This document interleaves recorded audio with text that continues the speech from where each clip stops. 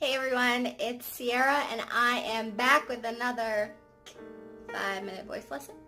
And today we are going to be talking about emotions in singing.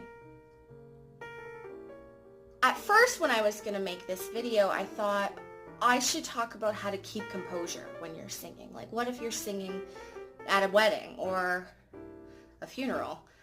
You have to be able to learn how to sing properly and effectively while not letting your emotions or possible tearfulness affect your voice. But then I thought, well, okay, so maybe that was something that was a struggle for me because I'm a very, very sensitive person and I cry a lot. But I realized that a lot of other singers struggle with the opposite. That they don't know how to deliver an emotion in a song. And that is really one of the most important aspects of, oh, my nose piercing is itchy. That's one of the most important aspects of singing. You're telling a story and you want to make that connection with the audience. At the same time, our emotions and our thoughts are directly connected to our body. When we are angry, our bodies tense up. If you just got into a fight with your significant other right before you went on stage, that's never happened to me before. Anyways, you might be pretty angry or stressed when you're performing. Maybe instead of singing something nice and open,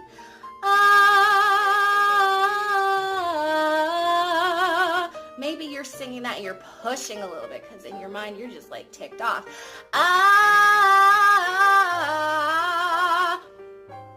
Try singing for 3 sets with that kind of pushing and see what happens to your voice at the end of the night. You won't have a voice.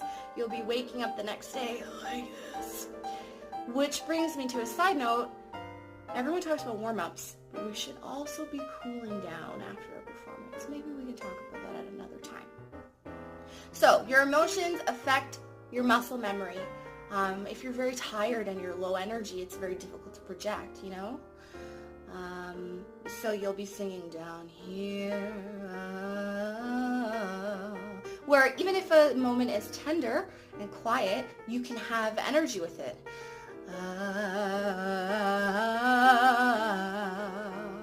Right? So this comes into play a lot when we're talking about nervousness or anxiety. Our jaw tenses, our tongue tenses, our shoulders raise up like this, which means that our diaphragm cannot get a good movement and our lungs will not fully expand. So we start taking these gasping breaths, which I talked about in my breathing video. That's all from anxiety. And on the flip side, what if you're in a situation where you're singing a song that is deeply, deeply, deeply personal to you? I've written quite a few songs that are really, really personal to me, and I have to take some time to practice them and sing them over and over and over and over and over again until they don't feel so raw. But at the same time, I still want to deliver that emotion and that feeling in the song, right? And so my strategy has been, in these situations, I take on a bit of a role. And if I'm acting out the story or the tale, the message of the song, it allows me to still connect with the feeling behind the song. And you can identify that if you really take a look at the lyrics, right? For example, with that one song by Rihanna, Stay. Not really sure how I think about it. Honestly, I'm terrible with lyrics, and I'm not even really sure if those are the right lyrics. But I want you to stay. I want you to stay. That's longing. That's fear of abandonment. That's fear of rejection. There's so much power in just that simple line and that simple note. So, you know, kind of pretend that you're an actor or an actress and you are feeling that moment in the song.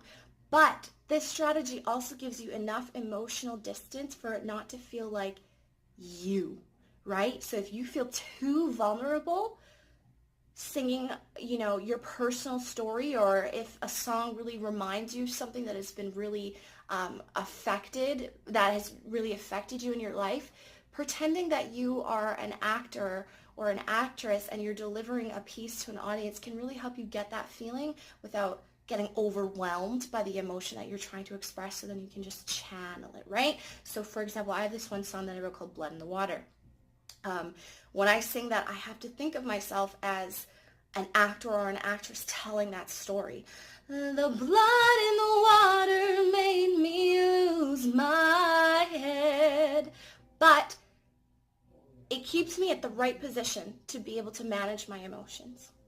So that's it for today. Let me know what you think. Leave a comment, like, subscribe, share, and I will see you next time.